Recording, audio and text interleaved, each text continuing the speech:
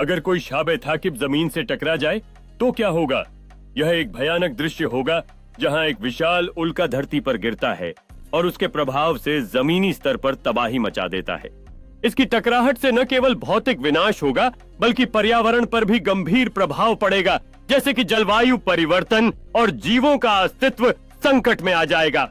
लोगों का जीवन अस्त व्यस्त हो जाएगा और मानवता को इस अप्रत्याशित खतरे से निपटने के लिए एकजुट होना पड़ेगा।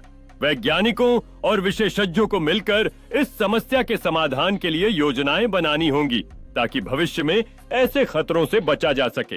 इस आपदा के बीच समुदाय एकजुट होकर एक दूसरे की मदद करेगा, यह दिखाते हुए कि संकट के समय में मानवता की ताकत कितनी बड़ी हो सकती है।